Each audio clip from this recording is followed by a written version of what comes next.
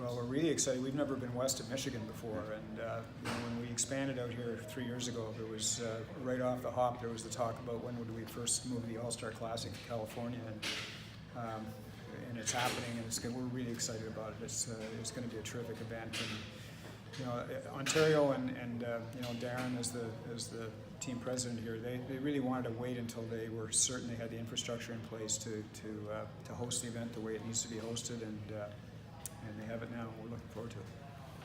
When you say infrastructure, is that the hotels and amenities? Hotels and meeting space, and there's a lot of events around the All-Star Classic other than what's on the ice, so they all require facilities that will work for us, and then there's also, I think the new scoreboard in the arena and some of those amenities that are happening here were important to the whole effort as well. 3 years ago there was that trepidation a little bit, see how it would go. How has it gone? Is the league happy with how California has gone? It's been terrific. I think, if you look at, there's so many aspects to our business, but first of all, we've got NHL teams on the West Coast who are happy now with their location for player development, and they weren't happy before. They were satisfied with the American League, but they weren't happy. Now they're happy, and that's important to us because our business model is completely tied to player development. So, having the Kings and the Sharks and the Ducks excited about the fact that they have their own American League teams close by, it's really important.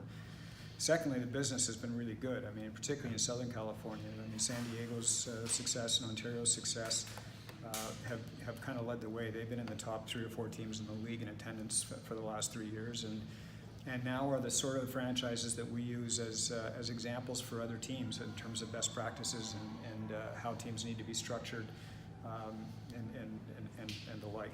So it's been a big plus for us, and of course we've added more teams. We brought Tucson into the league 2 years ago.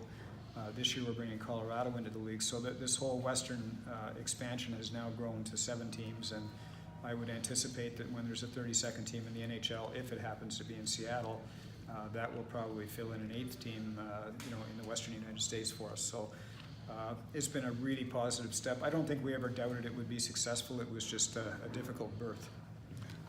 With teams like the Kings and the Ducks, whether with Luc Robitaille or whomever it is with the Ducks, what are the types of conversations you have? Just what they relay to you and what you relay back to them, just in terms of the AHL needs, the team needs, just in terms of making this work, which has been a great success, as you've mentioned. Yeah, I think in fairness, and not because we're here at a Kings event, but Luc played a significant role in having this happen.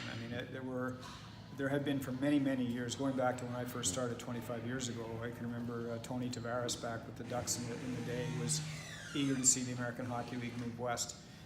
It took about 22 years before that happened, but I don't know that it would have happened without Luc's leadership, because there were various players with the various teams out in various NHL teams in the West who had views of how it should happen and how it might happen, how it might unfold, and they weren't all in agreement on how that should happen. And I think Luc played a very important leadership role.